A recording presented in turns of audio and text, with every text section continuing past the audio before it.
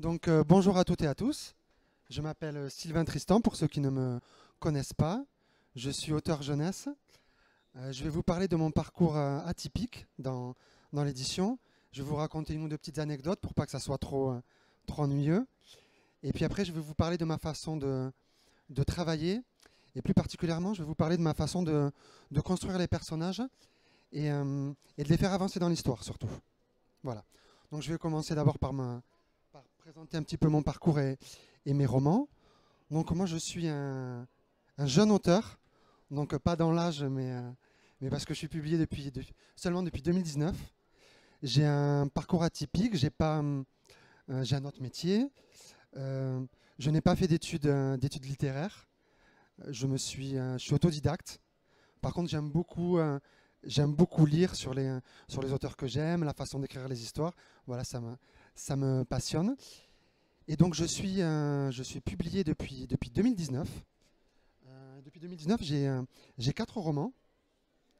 J'ai un premier roman qui s'appelle Zéphyr et l'usine à rêve. Et ensuite, une trilogie qui s'appelle Agatha et Hercule. Je vous en parlerai en détail un peu plus tard. Et je vais vous commencer par vous raconter une première anecdote. Euh, donc j'ai eu ma première publication en 2019. Et donc, très fier d'être publié, je tape mon nom et mon prénom dans Google. Et là, qu'est-ce que je découvre? Je ne suis pas le seul Sylvain Tristan à être auteur. J'ai un homonyme qui écrit des livres un peu... C'est de l'ésotérisme, ça parle de la science des druides. En fait, je vous parle de ça parce que c'est la première fois que ça m'arrive. Hier, quand je suis arrivé, la librairie avait aussi commandé les romans de mon homonyme.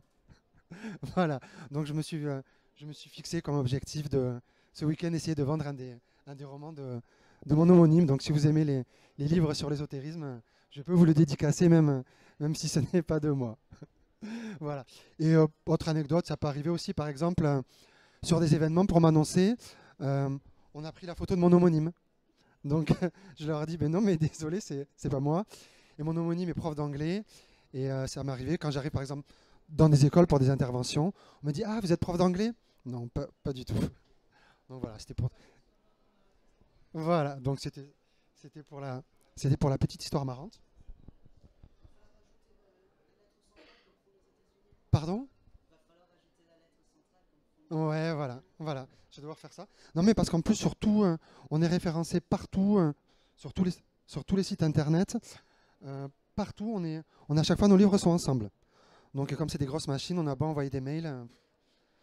Voilà, c'est impossible. Bon, il y a plus grave hein, comme problème dans la vie. J'espère qu'un jour, ça sera moi qui arriverai en premier quand on tapera Sylvain Tristan dans Google. Voilà. Parce qu'il n'a pas publié il a pas publié depuis longtemps, donc je pense que, voilà, que ça sera moi bientôt. Donc j'ai première publication Zéphyr et les à rêve. Deuxième publication la trilogie Agatha et Hercule. Une autre petite anecdote, les romans je les ai pas écrits dans l'ordre de leur publication. J'ai écrit d'abord Agatha et Hercule, j'ai commencé à l'écrire je pense il y a une dizaine d'années. C'était vraiment ma première idée de roman. Ça ressemblait bon, pas du tout au roman d'aujourd'hui. Et en fait Agatha et Hercule j'avais envoyé à de nombreuses maisons d'édition et personne n'en voulait. Alors je suis passé des fois pas loin d'un oui, mais j'ai pas réussi à être publié avec Agatha et Hercule. Donc au bout d'un moment, ben, je me suis dit, ben, ça sert à rien d'insister, il faut passer à autre chose. Donc je me suis mis à écrire Zéphyr et l'usine à rêve. Et du coup, Zéphyr et l'usine à rêve, j'ai trouvé des éditeurs assez vite. J'ai même eu le choix entre 2 éditeurs. Et du coup, quand j'ai eu un oui pour Zéphyr et l'usine à rêve, on m'a demandé si j'avais trouvé preneur pour Agatha et Hercule. Et donc voilà, après c'est plus facile une fois qu'on a mis un premier pied dans le milieu de l'édition.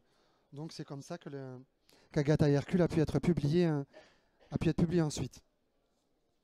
Donc mais dans l'ordre chronologique, je vais vous parler un peu de mon premier roman, Zéphyr et l'usine à rêve. Zéphyr et l'usine à rêve, je suis parti du postulat, je me suis demandé, et si les rêves des adultes étaient fabriqués? Je suis passionné par le monde des rêves. Les rêves, c'est très mystérieux, on ne sait pas exactement encore expliquer tout ce qui se passe. Et moi, je me suis imaginé qu'en fait, les rêves étaient fabriqués. Donc, je suis parti de ce postulat. On part d'abord, Zéphyr, ce qu'il faut savoir, c'est qu'il vit dans une famille très originale. Ils lisent beaucoup, ils lisent tellement qu'en fait, ils n'ont plus de place pour ranger leurs livres. Donc, en fait, ils ont enlevé tous les meubles de leur maison et ils ont fait tous leurs meubles avec des livres, tellement ils ont de livres, pour que ce soit plus pratique. Et, euh, et le papa de Zéphyr est un éternel enfant qui lui raconte toujours des histoires incroyables. Et il dit à Zéphyr, il dit, écoute, si je te raconte autant d'histoires, c'est parce que j'ai le pouvoir des rêves. Et le pouvoir des rêves, je ne veux pas grandir parce qu'après qu'on devient un véritable adulte, le pouvoir des rêves s'en va. Et un jour, c'est ce qui devait arriver, ben le papa de Zéphyr, il devient vraiment un adulte. Et à ce moment-là, quand il devient adulte, il devient très triste. Et il raconte plus d'histoires. Et Zéphyr, il est très triste et il a envie que son papa redevienne comme avant et retrouve le pouvoir des rêves. Donc Zéphyr, il se demande ben, comment ça fonctionne les rêves, où est-ce que je pourrais trouver un livre qui explique le fonctionnement des rêves pour que mon papa rêve de nouveau. Et du coup, il se dit, ben, je connais un endroit, c'est la librairie. Donc il part à la librairie pour essayer de trouver des livres qui expliquent le fonctionnement des rêves. Et là, pas de chance, il découvre que tous les livres qui parlent des rêves ont été empruntés par une personne. Et cette personne, c'est un monsieur qui fait très peur aux enfants. Il y a des légendes sur lui qui disent qu'il mange les enfants. Donc tous les enfants ont peur. Donc Zéphyr, il ne sait pas quoi faire. Il se dit, ben, moi, il me faut les livres sur les rêves, mais ils ont été empruntés par ce monsieur. Donc un jour, il se décide d'entrer dans la maison de ce monsieur, quand il n'est pas là, pour essayer de trouver les livres. Et manque de chance, quand il arrive dans sa maison, le monsieur est là. Et finalement, il découvre que ce monsieur, il est pas si méchant que ça. Il est un peu bizarre, il écrit plein de choses dans des livres. Et puis il dit à Zéphyr, écoute, si tu veux, pour les rêves, j'ai un livre qui va t'aider, j'ai un livre de recettes. Et dans ce livre de recettes, il y a une recette qui s'appelle le cocktail des rêves. Et il dit, ça va te faire voyager dans un monde magique. Et donc Zéphyr, il boit ce cocktail un jour. Et en effet, il voyage dans un monde magique. Il arrive dans un monde magique. C'est une usine qui est occupée que par des enfants. Et dans cette usine, en fait, il fabrique les rêves pour les adultes. Et Zéphyr, il va se rendre compte qu'il est très doué pour fabriquer les rêves, pour inventer les rêves lui aussi. Donc il va aider les enfants de ce monde à fabriquer les rêves. Et c'est de là. Et en fait, l'usine ne fabrique plus assez de rêves. Et elle risque de fermer. Et les enfants de ce monde lui disent, écoute, si tu nous aides à sauver l'usine, à fabriquer des rêves avec nous, on trouvera un rêve pour ton père, et ton père retrouvera ses rêves. Donc le premier objectif de Zéphyr, c'est d'aider l'usine à fabriquer de nouveaux rêves, pour ensuite pouvoir fabriquer un rêve pour son père. Voilà l'histoire de Zéphyr. Donc pour les enfants, il y a un double niveau de lecture.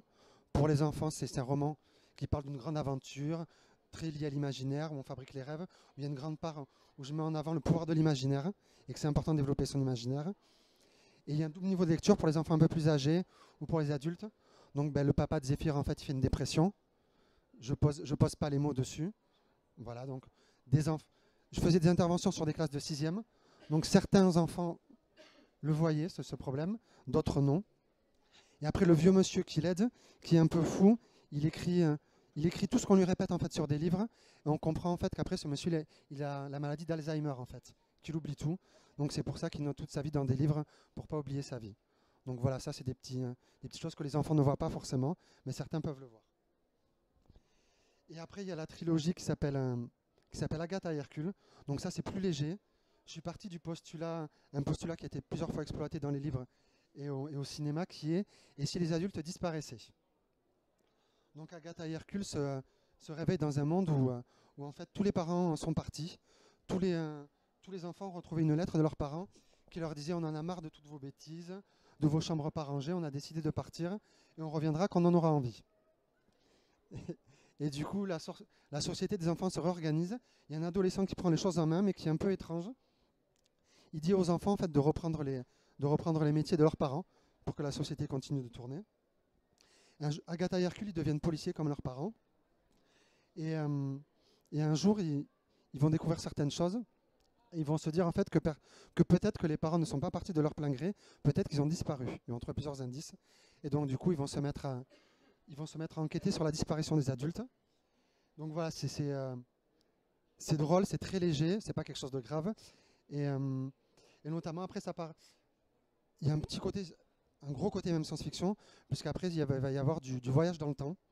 Donc en fait, ils vont découvrir, Agatha et Hercule, que leurs parents avaient intégré une unité très spéciale de la police, qu'il voyageait dans le temps pour résoudre les affaires non élucidées.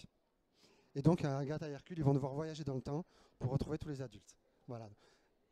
Oui. Petite question. Le titre Agatha et Hercule, c'est un rapport avec Agatha Christie ou pas du tout?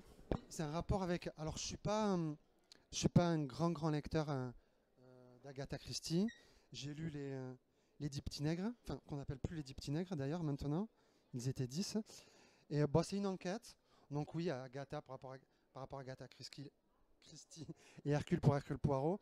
Et puis parce que je trouvais que les noms étaient originaux. J'aime bien dans mes romans utiliser des prénoms anciens. Je trouve que ça retient plus l'attention. J'avais pas envie d'appeler mes héros Julien et Nicolas. J'ai rien contre les Julien et Nicolas si vous, si vous avez des Julien et Nicolas, mais voilà, je trouve que c'est plus sympa. Tous les prénoms dans Agatha Hercule, voilà, c'est des prénoms anciens. Je trouve qu'il y a un petit côté humoristique et voilà, je trouve qu'on retient plus l'attention. Voilà, je trouve qu'Agatha Hercule, je trouve que ça sonne, je trouvais que ça sonnait bien. Zéphyr, je trouve que ça sonne, c'est quelque chose qu'on retient. D'ailleurs, une autre petite anecdote pour l'histoire, Zéphyr. Moi, quand j'écris le roman, c'était pas Zéphyr et l'usine à rêve, c'était Filou et l'usine à rêve. Mais Filou, c'était PH, c'était Filou, c'était pareil, PHILOU. Mais moi, Filou, mais moi, Filou, c'était pas Philippe, c'était Paul Hubert. Enfin, c'était un prénom archi composé, et je trouvais ça drôle. Et c'est mon éditeur qui m'a dit non, Filou, on n'aime pas. On voudrait qu'il s'appelle Zéphyr. Et moi, quand l'éditeur m'a dit ça, mais je voulais pas, parce que moi, ça faisait des mois et des mois que je vivais avec Filou. Moi, je trouvais que c'était bien mon idée, et j'ai eu beaucoup de mal à l'accepter. Mais après, on se dit, bon, c'est leur métier. Si nous disent ça, c'est qu'il y a une bonne raison. Puis aujourd'hui, je regrette pas. Ils ont eu raison parce que aujourd'hui, voilà, c'est Zéphyr pour tout le monde. C'est même plus Zéphyr et l'usine à rêve, c'est Zéphyr. Donc voilà, ils ont eu raison. Je trouve que c'est une très bonne idée, mais au début, voilà, ça a été difficile à accepter parce qu'on vit pendant longtemps de longs mois avec notre héros, avec le prénom de notre héros. Et, voilà, c'était compliqué, mais ils ont eu raison.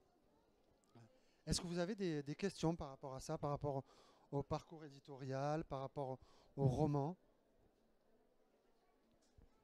Alors, il y a une madame d'abord, derrière, je crois, avant vous. Madame d'abord. Levez un tout petit peu plus vite. Oui, bonjour. Ce qui m'intéressait, c'est de savoir, vous avez parlé de partir de la construction du rêve, etc., enfin, d'une idée générale, et après, est-ce qu'en quelques mots, vous pouvez nous décrire comment vous construisez le monde autour, comment ça se peaufine, est-ce que c'est déjà très arrêté, est-ce que ça se construit au fur et à mesure, etc. Bien sûr. Moi, je suis parti. Moi, en fait, moi, je fonctionne avec un principe de l'idée de base, qui est l'idée de base du et si. C'est notamment une technique qui est utilisée par Stephen King. C'est en fait, et si les fantômes existaient, et si quelqu'un disparaissait. Donc moi, là, le et si les rêves des adultes étaient fabriqués. Ça, c'est l'idée de base, mais c'est pas l'histoire. En fait, par exemple, on peut avoir comme idée de base, et si les fantômes existaient, et on peut avoir plein d'histoires autour. On peut raconter l'histoire d'un fantôme qui en a marre de faire peur aux adultes. On peut raconter l'histoire l'histoire de gens qui chassent des fantômes. Donc moi, je suis parti de l'idée de base, c'était et si les rêves des adultes étaient fabriqués. Et donc après moi, l'histoire, en fait, c'était, je suis parti de l'idée que, voilà, que les rêves étaient fabriqués par les enfants, parce que, euh, parce que les adultes ne rêvaient plus, et que l'imaginaire, c'était surtout quelque chose qui était propre aux enfants, et que malheureusement, j'avais envie de passer l'idée que malheureusement, quand on devient adulte, des fois, on se laisse trop emporter par les problèmes de la vie quotidienne. Ouais, voilà, qu'on devient trop sérieux. C'est pour ça que le papa de Zéphyr, il dit tout le temps, il se fait tout le temps enguirlander par sa maman, qui lui dit, il faudra bien que tu grandisses, bien que tu grandisses un jour. Mais le papa de Zéphyr, lui, il veut pas grandir, il veut rester enfant. Et donc après, moi, tout ce que j'avais envie d'imaginer, c'était comment on fabrique les rêves. Donc dans l'usine, il y a tout un, je vais pas tout raconter, mais il y a tout un programme, notamment, en fait, il y a une salle d'ordinateur avec plein d'ordinateurs partout. Et les ordinateurs sont reliés à tous les habitants de la ville, en fait. Et, et il y a une sorte c'est les idées, c'est les ondes positives. Et en fait, sur chaque adulte, il y a des fois, il y a des petits traits qui passent sur l'ordinateur et c'est une onde positive. Ils doivent vite, avec des manettes, capturer l'onde positive et ils voient à quoi ça correspond. Et du coup, après, ils essaient de fabriquer le rêve par rapport à ça. Donc, je me suis amusé à faire tout un processus de fabrication des rêves. Et en plus de ça, ils doivent aller après repartir dans le monde normal pendant la nuit et ils doivent insérer les rêves dans l'esprit des adultes pendant leur sommeil. Voilà. Donc il y a tout un processus, l'inventer et après aller livrer. Donc je ne sais pas si c'est vraiment ça que vous attendiez comme réponse sur ce que. Donc voilà, moi ce qui m'intéressait, voilà, c'est surtout que ce soit des enfants et imaginer tout un processus de fabrication des rêves et de livraison surtout des rêves. Bon, ben bonjour. Du coup, ça va me donner une deuxième question à poser par rapport à ce que vous avez donné, mais je vais commencer par celle d'origine. Je note dans l'aventure de Zéphyr, vous avez des péripéties, des retournements, des enjeux. Dès qu'on a l'air de s'installer, paf, on repart sur autre chose. Je voulais savoir comment vous aviez travaillé pour construire ça et si votre éditeur vous avait aidé dans ce processus. Alors, l'éditeur, il aide toujours dans le processus. Ce qu'il faut savoir, c'est que nous, quand on écrit une histoire, quand on écrit un manuscrit, au final, c'est jamais le produit final. Il y a ce qu'on appelle le travail éditorial. Donc, l'éditeur va vous demander de retravailler des choses, que ça soit sur le fond ou sur la forme. Bon, sur la forme, c'est cette phrase, elle serait mieux comme ça, ainsi, mais ça, c'est pas le plus gros du travail. Le plus gros du travail, c'est sur le fond.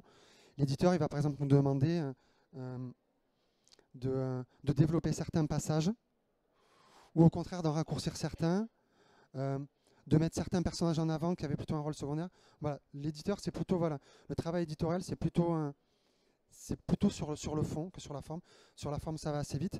Après, ils nous conseillent de le faire. Ils nous imposent pas. Au final, c'est bon. En général, ils ont quand même plutôt raison. Moi, j'accepte pas tout, mais la plupart des choses. Alors au début, moi je suis quelqu'un de très têtu. Au début, quand je reçois les remarques, et puis surtout des fois, on reçoit le texte à noter avec plein de trucs en rouge, on se dit, ouais quand même. Au début, moi je dis non, ils ont tort, non. Puis après je laisse infuser, je laisse réfléchir, puis oui, ils ont raison. Donc moi, c'est toujours en deux étapes. D'abord, c'est le déni. Non, c'est très bien comme c'est. C'est très bien comme c'est, il n'y a pas besoin. Et après, oui. Et après, je réfléchis, je me dis oui, j'en parle aussi à des proches. Et je dis oui, ils ont raison. Et après, vous, la question, c'était plutôt par rapport au rebondissement, c'était plutôt sur l'intrigue. C'était ça. Sur l'intrigue pour voir entre votre travail à vous, celui de votre éditeur, comment cette articulation est arrivée dans la durée du travail de l'histoire. Alors sur l'intrigue, il n'y a pas eu de ça c'est moi, il n'y a pas eu de travail avec l'éditeur. C'était plus sur le développement. Moi, l'intrigue, en fait, je suis un autodidacte. J'ai pas fait d'études littéraires. J'ai une licence en droit qui m'a jamais servi et que j'ai obtenue en 6 ans. Donc pour vous dire comment j'étais très assidu pendant mes études. Donc je suis un autodidacte, mais je suis passionné par. Je vais en parler après un peu plus tard. Mais je suis passionné vraiment par tout ce qui est la construction du récit, structure. Je lis énormément sur ça, des ouvrages spécifiques, comment on construit le récit. Je suis des masterclass. Entre chaque projet, je prends du temps pour bosser. Et j'ai écrit moi-même une bible sur l'écriture d'un roman que j'enrichis chaque année. Et je suis passionné notamment par tout ce qui est intrigue, par tous les nœuds dramatiques. Les nœuds dramatiques, c'est en fait l'histoire. En gros, une histoire, c'est toujours pareil. Il y a un début, un milieu, une fin. Et au début de l'histoire, on expose où ça se passe, les personnages principaux, et il se passe un élément qui est l'élément déclencheur, c'est-à-dire qui va lancer l'intrigue, qui va lancer le suspense. Il arrive quelque chose, et ça met le héros dans l'histoire. Et ensuite, il y a d'autres nœuds dramatiques. Il y a notamment le point culminant. Il y a plusieurs nœuds dramatiques. Et ça, c'est des choses qu'on peut étudier dans la dramaturgie, dans la littérature. Tous les auteurs ne fonctionnent pas avec ça, mais ça emprunte notamment aux séries aussi. Dans les séries, il y a ce qu'on appelle les cliffhangers à la fin de chaque chapitre, de chaque épisode. Et j'essaie de le faire ça dans les chapitres. C'est-à-dire qu'à la fin de chaque chapitre, je n'annonce pas quelque chose, mais je l'amorce juste. Je l'amorce, il va se passer quelque chose, mais je ne dis pas quoi. Pour donner, voilà, c'est des techniques, hein, c'est pour donner envie au lecteur de tourner la page et de lire le prochain chapitre. Donc ça, c'est des techniques, c'est les nœuds dramatiques propres à la littérature, mais je vais en parler après, je m'inspire beaucoup aussi du cinéma, des séries, voilà, de la dramaturgie en général. Il y a plein de choses qui sont bonnes à apprendre, et puis voilà, c'est quand même très lié, la dramaturgie. Quand je dis dramaturgie, je dis théâtre, cinéma, série, voilà. Et ça emprunte beaucoup à la littérature, il y a beaucoup de points. Donc voilà, donc moi, sur ce travail-là, c'est pas trop l'éditeur, c'est moi j'essaie de construire mes romans. Je dis bien j'essaye, hein, j'ai pas la prétention de réussir à le faire, mais en tout cas c'est quelque chose que j'ai à l'esprit. J'essaye par rapport au suspense et de construire mes romans, voilà, qui aient des nœuds dramatiques importants pour qu'on ait envie de lire la suite. Voilà. D'autres questions? Je peux continuer. Ok. Donc tout à l'heure, Madame a posé des questions sur la construction du monde. Oui. Alors, vous parlez d'une idée de base, Oui. mais dans la façon dont vous en parlez, je suspecte quand même que, grosso modo, vous avez 10 idées à la seconde.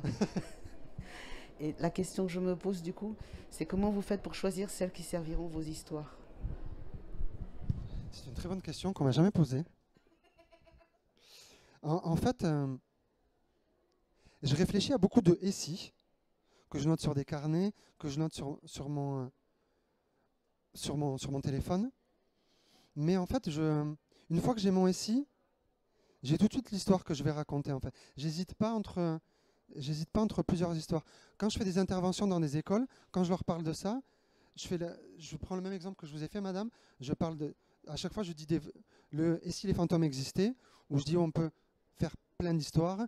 Il y a l'histoire de Casper le petit fantôme qui veut pas faire peur aux enfants. Il y a Ghostbusters, mais en fait, moi, je fonctionne pas. Plusieurs histoires et je choisis la meilleure. Je sais quand même déjà où je vais aller. C'est plus, j'ai plein d'idées de SI et c'est plus après me trouver l'histoire qui va aller avec. Mais ouais, quand j'ai mon SI, je sais où je vais aller quand même.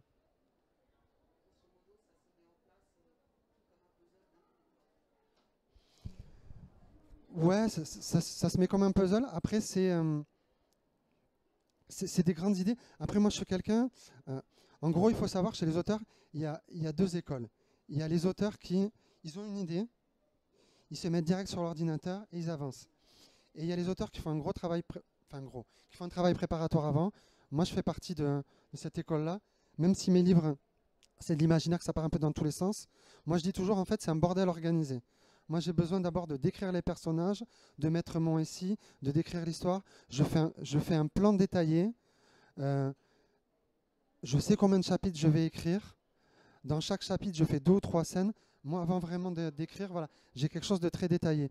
Donc, même si je n'hésite pas entre plusieurs histoires par rapport à mon récit, une fois que j'ai mon récit et l'histoire, c'est quelque chose d'assez vague. Je passe beaucoup de temps j'ai des carnets et j'écris. Voilà. J'aime bien avoir des petits carnets. Pour chaque projet, un carnet. Et j'écris beaucoup.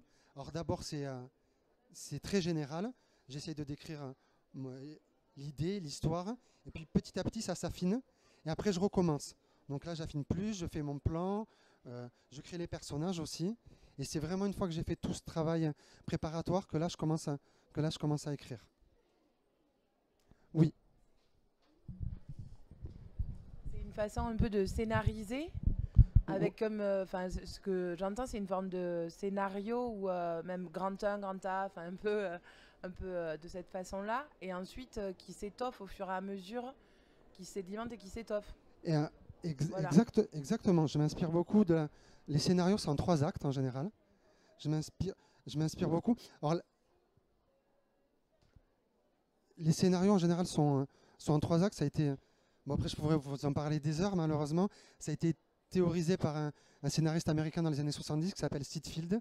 Et, en fait, les histoires racontées en 3 actes, ça existe depuis la nuit des temps. C'était Aristote au départ, ça a toujours existé. En gros, il y a dans toute histoire, c'est toujours pareil. Il y a un début, un milieu et une fin. C'est les 3 actes.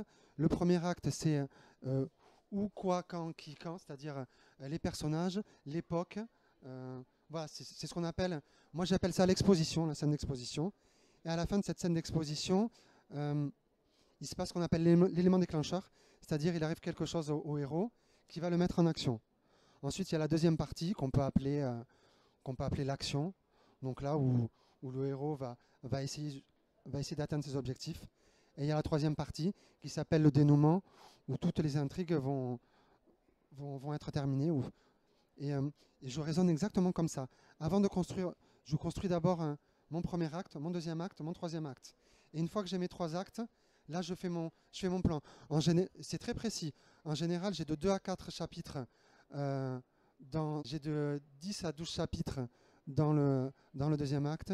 Et j'ai 1 à 2 chapitres dans le troisième acte. Voilà, ça me fait très plaisir d'en parler parce que j'adore parler de ça. Je pourrais en parler des heures. Et voilà, donc oui, je m'inspire beaucoup du scénario.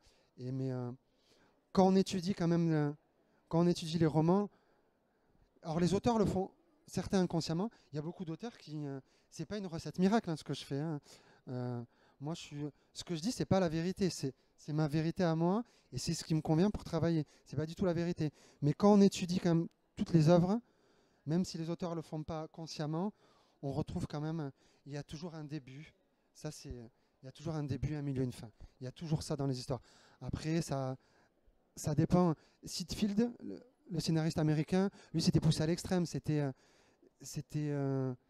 Le début, c'est 30%, c'est tant de pages. Voilà, lui, c'était poussé à l'extrême et du coup, il y a beaucoup de gens qui sont partis. Mais en gros, voilà, ouais, je m'inspire beaucoup de ça des 3 actes. Et c'est quelque chose qu'on retrouve dans la plupart des livres, dans la plupart des films. Voilà, toutes les œuvres en général sont construites de cette façon. Oui. Si au lieu de faire début, milieu, fin, on fait milieu, fin, et le début est réparti dans tout le reste. Tu me demandes ça parce que tu as des idées précises peut-être de livres où ça se passe comme ça? D'accord, ok. Je me doutais bien qu'il y avait quelque chose de sous-jacent. C'est pour ça. Alors, moi, je vais te dire oui et non. Je vais te dire oui et non. Après, je vais te dire oui et non. Je redis la même chose. Ce n'est que mon avis et mon humble avis. Moi, mes romans, je suis publié chez Gulfstream Editor. C'est une maison d'édition qui est sympa, où on trouve les romans dans la plupart des librairies. Mais je suis pas je suis un auteur modeste. Donc, ce que je te dis, c'est pas la vérité. Moi, je vais te dire ce que j'en pense. Je trouve l'idée très bonne. C'est bien aussi de sortir des carcans. Il faut toujours, il y a toujours des personnes qui sont sorties des codes partout, dans tous les arts.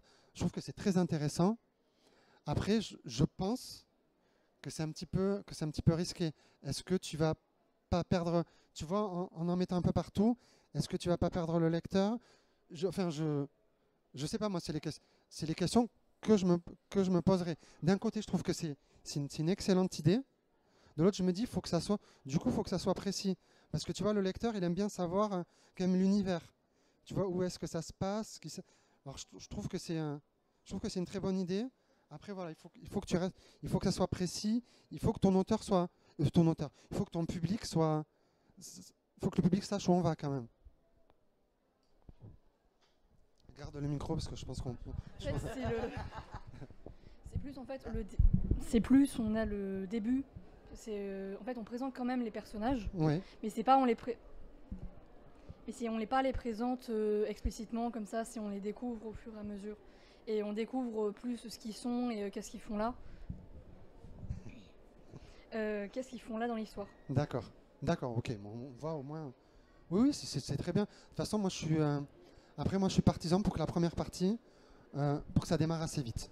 Donc c'est une bonne idée parce que les lecteurs, il faut captiver l'attention du lecteur. Donc si de toute façon, si on passe trop de temps à exposer, ça se passe au Moyen-Âge, on n'a qu'une Égonde, on a un monsieur.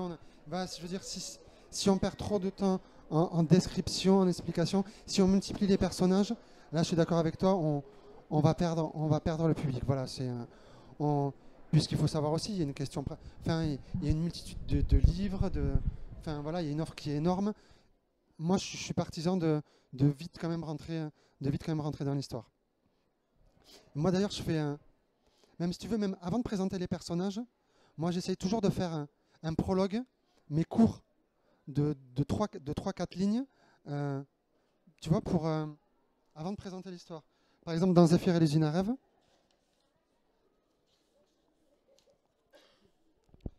tu vois, j'ai un tout petit paragraphe avant de commencer.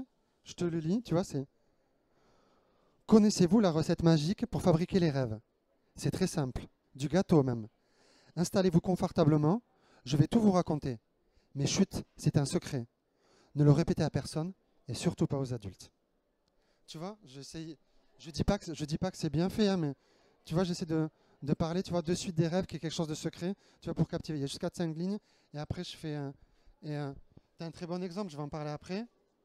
T'as Harry Potter.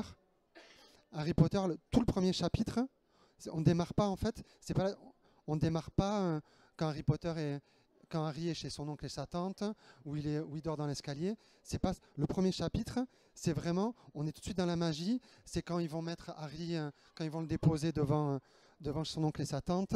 On sait qu'il y a des magiciens, on sait qu'il y a la magie. Il y a un premier chapitre qui est réservé qu'à ça. Et après, il pose l'univers, l'oncle et la tante, machin et tout ça. Donc, c'est une bonne idée aussi. Moi, je vais essayer de m'inspirer de ça, à chaque fois de mettre un petit prologue qui déjà va essayer de capter l'attention du lecteur. Et après, je fais ce qu'on appelle la scène d'exposition, où là, du coup, je trouve que quand on a fait un petit truc comme ça avant, comme dans Harry Potter, on peut prendre un peu plus le temps d'installer l'univers. Parce qu'on a déjà été happé par le début, on sait qu'il y a de la magie, et du coup, ça nous laisse un peu plus de temps après, tu vois, pour poser ton univers. Les trucs, il y a des trucs un peu long, un peu ennuyeux, mais on est obligé quand même de faire quelques descriptions de l'univers et des personnages. Donc si tu as déjà fait un petit truc avant, tu vois, comme ça, un petit prologue, je pense que c'est une bonne idée. Ou tu vois, ou de raconter un peu la fin, par exemple. Pas tout, mais tu vois, mais de commencer par la fin, on sait qu'il va se passer quelque chose de grave à la fin, et du coup repartir au début, et comme ça tu te dis, mais comment on en est arrivé là? Et tous les livres vont expliquer comment on en est arrivé là. Moi, c'est des genres de livres, alors là, j'ai pas d'exemple précis, mais c'est des... Pardon? Colombo? D'accord. Oui, oui, ouais. Ouais, c'est vrai. Ouais, ouais. C'est l'exemple type. Oui, les policiers, c'est vrai. C'est l'exemple type. Où on a envie, du coup, on a envie de savoir comment on en est arrivé là. Voilà. Il y a plein d'exemples. Donc, soit ce qui s'est passé avant, un prologue sur un flashback, ou soit un prologue sur un flash forward. Je sais plus, je crois. Non. Quelqu'un me valide le terme? Je sais pas. Bon, bref, sur quelque chose qui s'est passé plus tard. Je trouve que ça, c'est des... moi, en tout cas, en tant que lecteur ou consommateur de films ou de séries, je trouve que c'est un truc qui va me happer. Donc du coup, ouais, parce que je crois que on s'est garé un peu, mais voilà, je trouve que ton idée, voilà, elle est très bonne. Il faut capter l'attention dès le début, donc c'est bien de reporter les choses. Mais donc après, voilà, faut faire attention qu'on sache quand même le lecteur où on va quand même. Mais c'est une bonne idée. Et de toute façon, il faut toujours essayer de... Moi, j'aime bien que tout soit carré dans mon plan, mais c'est important aussi de s'affranchir des règles.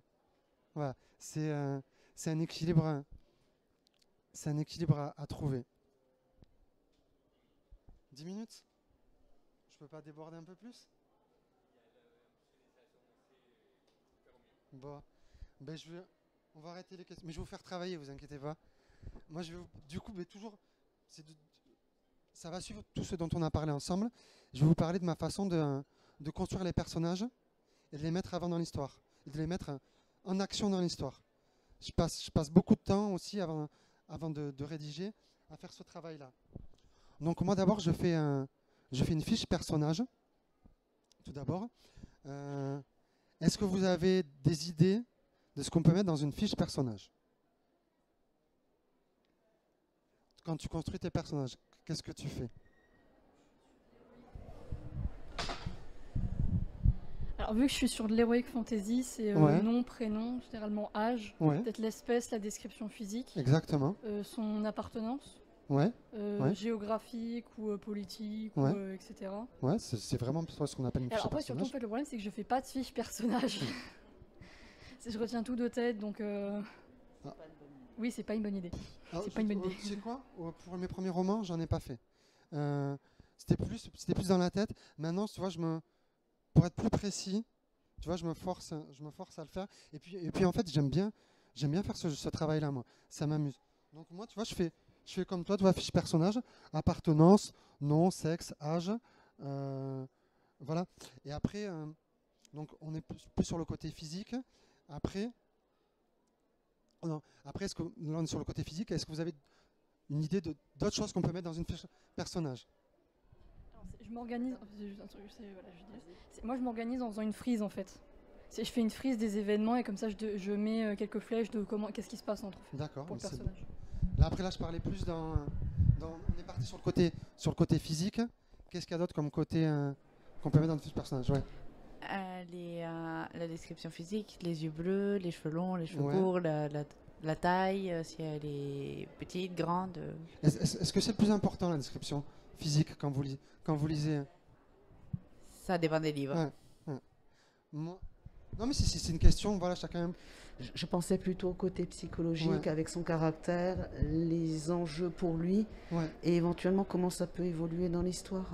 Moi, je pense que c'est plutôt ça. Après, comme je dis, moi, c'est ma vision à moi. Ce n'est en aucun cas la vérité. Je pense que. Est-ce qu'on en a affaire de quelque chose? Enfin, je veux dire que.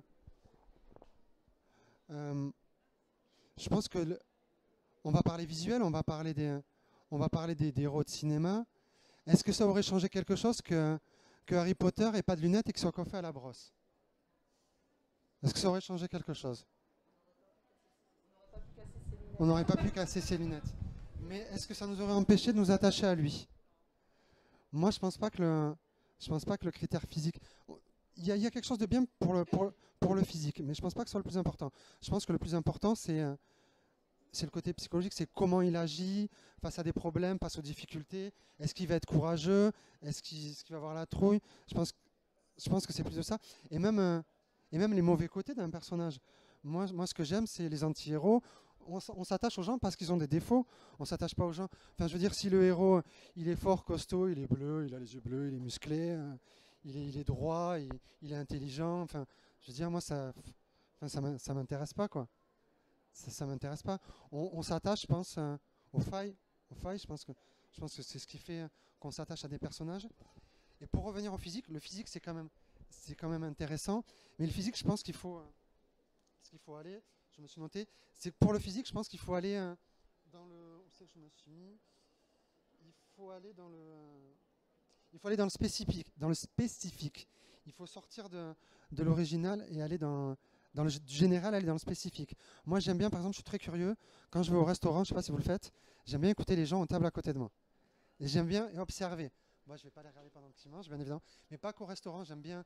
Il y a des gens, par exemple, qui sont drôles malgré eux. Je ne me moque pas, mais j'aime bien capter des petites choses. Et je trouve qu'il faut aller dans. Voilà, on va plus retenir des petits détails. Je vais vous donner un exemple, toujours Harry Potter. Harry Potter, ça sert. Hein.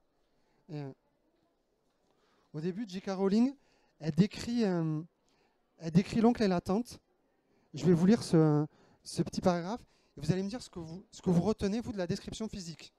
Parce qu'elle mélange les deux, le général et le spécifique. Vous me dites là, comme ça, ce que vous avez retenu. Monsieur Dursley dirigeait la Grunnings, une entreprise qui fabriquait des perceuses. C'était un homme grand et massif, je vous oriente un peu, le général, qui n'avait pratiquement pas de cou, mais possédait en revanche une moustache de belle taille. Madame Dursley, quant à elle, était mince et blonde, et disposait d'un cou 2 fois plus long que la moyenne. Donc, qu'est-ce que vous retenez dans cette description? Voilà, les coups. Donc là, c'est l'exemple parfait de vraiment, c'est le spécifique qu'on retient. Elle est super forte parce qu'en plus, elle mélange les deux. Lui, il était grand et machin, elle était élégante et mince. Mais il y a aussi le spécifique. Donc je trouve voilà, qu'elle est vraiment... c'est vraiment super bien écrit, Harry Potter. C'est pas... Enfin, c'est franchement... J'ai lu que le 1, je suis pas un fan de l'univers, mais je sais reconnaître, je m'en sers, c'est vraiment excellent. Et en plus, elle le fait en miroir. On a monsieur qui a un petit cou, madame qui a un grand cou. Donc voilà, je trouve ça, c'est vraiment les exemples de description physique, c'est très bien. Voilà. On a du général, mais on a du spécifique. Donc ça, je pense que c'est très bien. Bon, du coup, je vais sauter quelques trucs. On a notre personnage, on a le physique, on a son caractère. Qu'est-ce qu'il nous faut pour le mettre en action, à votre avis? C'est quelque chose nous, on a tous besoin d'en avoir dans la vie pour avancer. Que ce soit professionnellement, que ce soit personnellement, on a tous...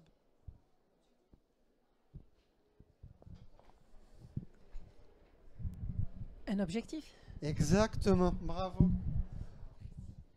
Donc, nous, on a tous besoin d'avoir des objectifs. Le héros d'un roman, c'est pareil. Il a besoin d'un objectif. Harry Potter, pour ceux qui ont lu le tome 1, dans le tome 1, l'objectif d'Harry Potter, c'est de trouver la pierre philosophale. Pour ceux qui connaissent le Seigneur des Anneaux, l'objectif de Frodon, c'est de détruire l'anneau. Dans Agatha et Hercule, l'objectif, c'est de retrouver les adultes. Dans Zéphyr et le Rêve, l'objectif, c'est de faire rêver son père de nouveau.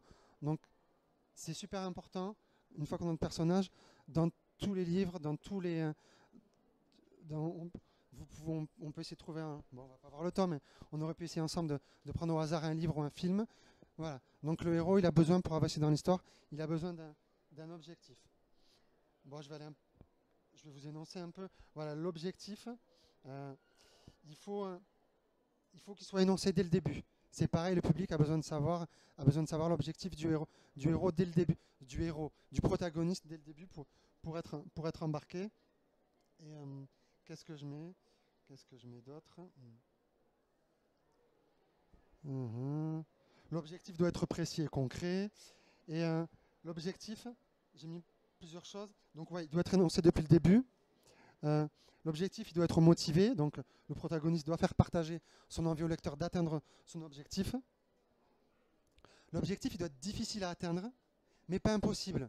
Parce que si on sent dès le début que c'est impossible, franchement, ça ne va pas marcher. Mais si on sent que l'objectif est trop facile, on ne va pas accrocher non plus. Donc il faut trouver un juste milieu. Et il faut que nous, en tant que lecteurs, on sente que le héros, il a vraiment envie d'atteindre son objectif. Si on sent que le héros, ça lui est égal ou pas d'atteindre son objectif, franchement, nous aussi, en tant que lecteurs, ça ne va pas nous intéresser. Je suis désolé, je vais un peu vite parce qu'on s'est un peu attardé sur le début. Une fois donc qu'on a notre personnage, physique, psychologique, qu'on a trouvé un objectif, qu'est-ce qui doit arriver au héros pour que nous on soit pris, pour qu'il y ait du suspense, pour que nous on soit pris pour l'histoire. Allez, je vous donne un exemple, je vous donne un indice. À vaincre sans péril, on triomphe sans gloire.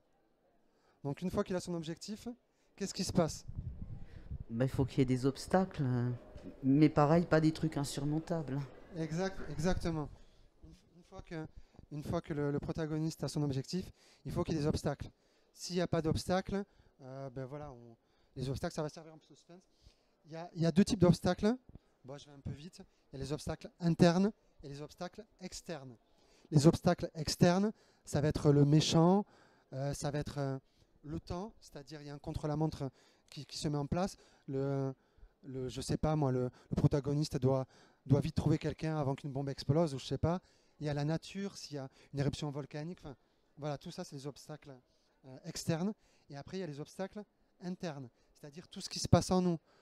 Par exemple, dans le Seigneur des Anneaux, Frodon, il est très tenté par... il a beaucoup de tentations à lui mettre l'anneau aussi. Harry, il est tourmenté par son passé, par la vérité sur ses parents. Voilà, il y a les obstacles internes, externes, c'est on va dire en gros le méchant. Et il y a les obstacles internes, c'est vraiment tout ce qui est en nous, qui va être des choses difficiles à surmonter. Bon, ça aussi c'est pareil, c'est dommage, j'en aurais parlé. On aurait pu en parler beaucoup plus longtemps. Donc je vais plus loin. Et puis nous, on s'attache au héros parce que le héros, comme nous, comme dans la vie de tous les jours en fait, le protagoniste principal vit du conflit. On subit tous dans nos vies de la frustration. Et la frustration en général, c'est ce qui m'intéresse le plus souvent, le conflit. Et notre héros, notre protagoniste principal, il va vivre aussi du conflit. En général, le conflit, il naît de l'opposition entre l'objectif et l'obstacle. Du coup, le héros, il a un objectif, mais il y a des obstacles. Et du coup, c'est très difficile pour lui à avoir son objectif. Et ça va créer du conflit, des situations conflictuelles ou du conflit en lui. Et ça, c'est quelque chose qui nous touche parce que nous, dans notre vie de tous les jours, on vit du conflit. Et en gros, oui, le conflit, ce qui se matérialise le plus souvent, le conflit, c'est la frustration.